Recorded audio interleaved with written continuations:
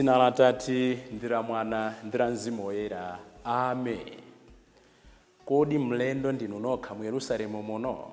Lero Ambuye Yesu tsiku lachitatu pamene ndi pa 3 April chaka cha 2024 afuna posinkha-sinkha zochitikira Kleopa ndi anzake. Tisinkhe moyo wathu omwe kuti Yesu ukakwa akufa tikumulandira bwanji pakati pathu. Ndikulandireni abale ndi alongo pano patiyankhuleni Ambuye. Ndipo mawu athu oyamba akuchokera m'buku la ntchito za atumwi mutu wa 3 ndi meya 1 kulekeza 10. Amene akutiwerengera mawu oyamba ndi Mayi Lydia Galanje Gama abungwe la Divine Mercy kuchokera ku Our Lady of Africa Cathedral Maula mu Archdiocese ya Lilongwe. Ndipo salimo yathu ya tsiku la lero ndi salimo 105. Ikondwe mitima ya anthu amene amapembedza chauta. Ndipo mthenga wabwino ndi monga adalembera Luka oyera mutu wa 24 ndime ya 13 kulekeza 35. Amene akutiwerengera mawu a mthenga wabwino komanso kutigawira mawu ndi Reverend Father Francis Damaseke kuchokera ku Episcopal Conference of Malawi ECM. Tiyeniso abale ndi alongo tisinkhe limodzi. Mawu oyamba. Mawu a m'buku la ntchito za atumwi. Tsiku lina Petro ndi Yohane ankapita ku nyumba ya Mulungu pa 3 koloko madzulo, nthawi ya mapemphero. Anthu oona atanyamula munthu wina wopunduka miyendo chibadwire. Masiku onse ankamuyimiritsa pa khomo la nyumba lotchedwa khomo lokongola, kuti iye azikapempha kwa anthu olowa nyumbamo. Pamene iye adaona Petro ndi Yohane akulowa nyumba ya Mulungu, adawapempha kuti awapaseko kanthu. Iwo adampenyetsetsa. Ndipo Petro adamuwuza kuti, "Tandiyang'ana." Iye nkuyang'anadi, namaganiza kuti alandira kanthu kwa iwo. Koma Petro adamuwuza kuti, "Ndalama ndilibe, koma ndikupasa chimene ndili nacho. M'dzina la Yesu Khristu wa ku Nazareti, yenda." Atatero adagwira dzanja lamanja namuyimiritsa. Pompo mapazi ake ndi akakolo ake adalimba. Adalumpha nayimirira, nayamba kuyenda. Ndipo adalowa nawo nyumba ya Mulungu, akuyenda ndi kudumpha ndi kutamanda Mulungu. Anthu onse atamuona akuyenda ndi kutamanda Mulungu, adazindikira kuti ndi yemwe uja amene ankakhala pa khomo lokongola la nyumba ya Mulungu.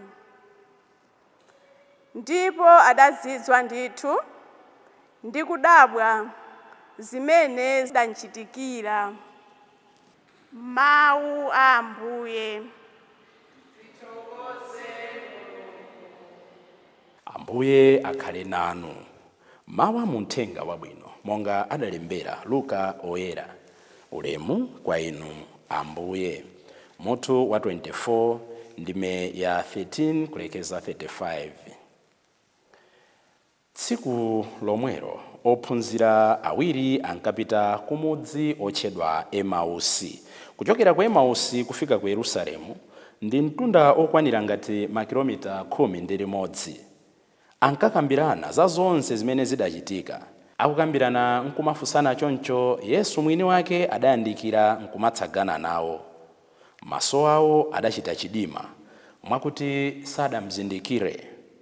Tsono Yesu adawafunsa kuti, kodi mukunkambirana zotani panjira pano?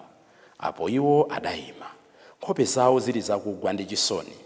Kenaka mmodzi mwa iwo, dzina lake Kleopa, adamfunsa kuti, kodi mlendo ndinu nokha mu Yerusalemu muno osadziwa zimene zachitika pa masiku apitawa? Yesu adawafunsa kuti, zotani? Iwo adati, za Yesu wa ku Nazareti. Iye anali mneneri amene mawu ake ndi zochitika zake zinali zamphamvu pamaso pa Mulungu ndi pamaso pa anthu omwe. Akulu ansembe ndi akulu athu ena adampereka kuti azengedwe mlandu ndi kuphedwa, ndipo adampachika pa mtanda. Ifeyo tinkayembekeza kuti ndiye adzawombole Aisraeli, koma mdzana pamene zidachitika zonsezi. Komanso azimayi ena mgulu lathu anatidabwitsa. Iwo anapita kumanda mamawa ndi amati sadawupeze mtembo wake. Tsono atabwerako amadzasimba kuti aona angelo amene awauza kuti Yesu ali moyo. Ena mwa ife anapita kumandapo ndipo anakapezadi monga momwe amayi aja amasimbira, koma iyeyo sadamuoneko ayi. Apo Yesu adati, koma ndiye ndinu opusa osafuna kukhulupirira msanga zonse zimene aneneri adanena. Kodi inu simukudziwa kuti mpulumutsi olonjezedwa uja adayenera kumva zowawa zonse asadalowe mu ulemerero wake? Kenaka Yesu adayamba kuwatanthauzira zimene zidalembedwa za iye m'malembo, kuyambira pa mabuku a Mose mpaka mabuku a aneneri onse. Atandikira kumudzi kumene ankapita, Yesu adachita ngati kupitirira, koma iwo adamuwumiriza kuti, mukhale nafe konkuno poti kwayamba kuda, onani dzuwa likulowa. Apo iye adakalowa m'nyumba nakhala pakati pawo. Pamene adakhala nawo podyera, Yesu adatenga buledi ndipo atathokoza Mulungu adamnyema nawagawira. Nthawi yomweyo maso awo adatseguka namzindikira. Iye nkuzimirira. Tsono iwo adayamba kukambirana kuti, zoonadi ndithu mitima yathu inachita kuti pwii muja amankhula nafe panjira paja nkumatitanthauzira malembo. Nthawi yomweyo adanyamuka kubwerera ku Yerusalemu. Adakapeza ophunzira 11 aja atasonkhana pamodzi ndi anzawo ena, akunena kuti, Ambuye aukadi ndipo Simoni waona.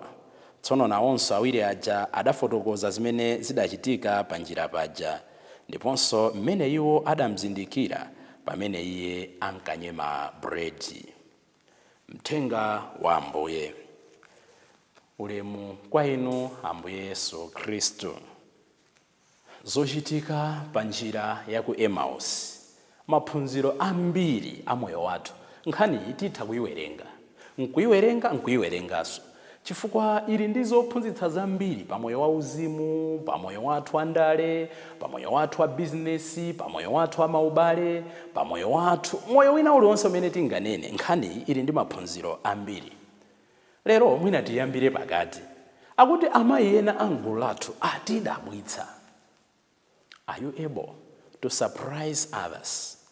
Ngati mchikhristu changa, ngati musembe mwanga, sindimakhala a sign of surprise to others. Let me question the Jesus I'm following. Chifukwa Yesu amene timamtsatira ndi Yesu amene tikakumana naye tizadabwitsa anthu ena mwa ubwino. Amayi ena anawadabwitsa ophunzirayo. Mukuti Yesu wauka, mwaziona bwanji? Amuona chifukwa anakumana naye. Those who have encountered Jesus must surprise others. Ngati moyo wanga mu society imene ndimakhala, ngati moyo mwanga nyumba mmene ndimakhala, ngati kuntchito kumene ndimapezeka, ngati seko ya nzanga amene ndili nayo, sindimapanga surprise mwa ubwino. Ndidzifunse Yesu amene ndikuntsatira. Back to the story. Muli mafunso ambirimbiri. Alisa atha kutengapo funso limene lamugwira mtima. Kodi mlendo ndinu nokha mu Yerusalemu muno. Komanso ophunzira aja kumpempha kumapeto kwa ndime Ambuye Yesu mukhale nafe pakuti kuli kuda. Nkhani ndi nkhani ya moyo wathu.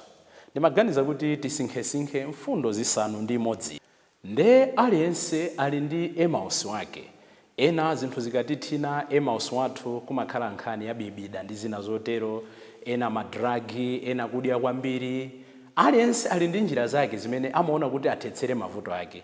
Jesus today is telling us kuti njira yeniyeni imene mavuto athu angathetsere sikuchoka pamene tinayima, sikuthawa mavuto, njira ndikubwerera kumene tidali ndikukumana ndi Yesu. Chinthu chachitatu chimene tikuphunzira nchonena kuti nthawi zonse pamene tiwerenga malembo, nthawi zonse pamene tinyema bread, ndi pamene timakumana naye true Jesus, the real Jesus, the real presence of Jesus. Izitu mwachidule pamene tili pa nsembe ya misa timakumana naye Yesu Khristu, chifukwa timawerenga mawu komanso timalandira thupi ndi magazi ake, timalandira bread osanduka thupi lake. Chachinayi chimene tikuchiona chimenenso chili chofunikira kwambiri nchonena kuti Ambuye Yesu satikakamiza kuti ayende nafe kapena akhale nafe. He respects our freedom. Yesu samakakamiza kuti apezeke pamalo pathu. He was a stranger pakati pawo. Pamene amacheza nawo anthu aja amangoti tikucheza ndi mlendo. Atafika ku nyumba kuja Yesu sanakakamize kuti alowe nawo nyumba, akuti anakhala ngati akupitirira. Antiro ophunzira aja atanena kuti mukhale nafe kwayamba kuda. Tikawerenga Chivumbulutso 3 ndi 20 amati ali pakati pathu akugogoda amene amutsegulire Yesu pamene amalowa. He only presents himself, but he doesn't conscript himself, he doesn't force himself. Amagogoda amene wakonzeka kumulandira ndi pamene Yesu amalowa. Nkutheka tu ambiri mwa ife Ambuye Yesu timamthamangitsa, ambiri mwa ife Ambuye Yesu sitimamuyitana kuti alowe m'mitima mwathu. Chifukwa cha chimo komanso umbuli timakhala tikukaniza Ambuye Yesu kuti alowe m'mitima mwathu. Chachinayi chimene tingasinkhesinkhe nchonena kuti Christ will depart if we do not hold on to him. Ngakhale anali nawo monga tanenera, Yesu sanakakamize kulowa nyumba. Mpokhapokha pamene ananena kuti mukhale nafebe, they cling to him ataona zabwino zimene zikuchokera kwa Yesu Khristu. Inu ndine Yesu tili naye kale, koma samatikakamiza kuyenda nafe. Ndipo fundo yachisanu akuti atangonyema bread uja, mitima yawo idachita kuti pwi. Kodi zimenezo zoyankhula zotani za Ukaristiya mmoyo mwanu ndi mmoyo mwanga? Tikumbukire kuti pa nsembe ya misa iliyonse sitimapemphera tokha. Timakhala tikupemphera mpingo onse. Ndikati mpingo onse tikumbukire tsiku lopempherera oyera onse kapenanso akufa onse. Timanena kuti mpingo li magawo atatu. Pali mpingo mene ife tikadayenda, the militant church. Pali mpingo mene udafika kale pamaso pa Mulungu, the triumph church. Nde pali mpingo mene sudafike komabe ukuphupha kuti ufike pamaso pa Mulungu, the suffering church, mizimu ya purgatorio. Koma mukaona pa nsembe ya misa ija mipingo yonseyo itatu, gawo lonse litatu la mpingo limabwera pamodzi. Nchifukwa chake pa nsembe ya misa timatchula oyera onse, nchifukwa chake pa nsembe ya misa iliyonse timatchula kupempherera anthu akufa. Ndeno akuti pamene iwo adangonyema bread, mitima yawo idachita kuti pwi. Tiye tizikonda kulandira Ukaristiya, tiye tizikonda ngakhale takhala kuti tinagwa m'masakramenti, tizipitabe ku nsembe ya misa, chifukwa ndi kumene mitima yathu imakachita pwi, ndi kumene mitima yathu imatseguka, ndi kumene mitima yathu imakumana ndi zimene imalakalaka. Ndipo potsirizira tikuona kuti ophunzira amenewa amene poyamba maopa mdima, amene atafika kumene amapitako adauza Ambuye Yesu kuti khala nafe chifukwa kwamba kuda. Atangomuzindikira kuti ndi Ambuye Yesu, Ambuye Yesu nkuzimirira pakati pawo. Tamva kuti ndili wiro adaulowa mdima nthawi imwe sadaopenso mdima. Munthu amene amalandira Ukaristiya ndi mtima woyera, munthu amene amalandira Ukaristiya atadzikonzekeretsa, samaopa china chilichonse, samaopa kunenedwa, samaopa kuonongeredwa mbiri, samaopa milandu, samaopa chobwera mawa, samaopa usiwa, samaopa ngakhale imfa kumene. Amadziwa kuti iye amene ali mwa iye ndoposa kusiyana ndi china chilichonse, any other force that may come his way. Nchifukwa tu Paulo oyera potilembera ku mpingo wa Roma mu chapter 8 31 to 39 amanena kuti tsono abale, Ndani angatilekanitse ndi chikondi cha Mulungu? Kodi ndi imfa, kodi ndi mazunzo, kodi ndi masautso, kodi ndi njala, kodi ndi kuphedwa? Mozonsezi tikudziwa kuti palibe angatilekanitse ndi chikondi cha Mulungu. Mitima yawo itatseguka adabwerera ku Yerusalemu mokondwa osaopa china chilichonse. Tizipemphererana kuti m'Chikhristu chathu zilipo zambiri zimene timaopa. Mwinatu n'chifukwa choti timalandira Ukaristiya osakonzeka. Mwinatu n'chifukwa chonena kuti Ambuye amene timamulandirayo sitimampatsa mpata kuti alamulire m'moyo mwathu. Kodi zochitika pa njira ku Emmaus zikuphunzitsani chani? Nanga Kleopa ndi anzake akutiphunzitsa chani? Tipemphererane tsiku la lero. Ambuye Yesu akunena kuti musaope. Ambuye Yesu akunena kuti kodi inu simnamvetse za m'Malemba Oyera? Atithandize tsiku la lero kuti machitidwe athu akhale osonyeza kuti Yesu ali pa mbali yathu. Dzina la Atate ndi la Mwana ndi la Mzimu Woyera. Amen.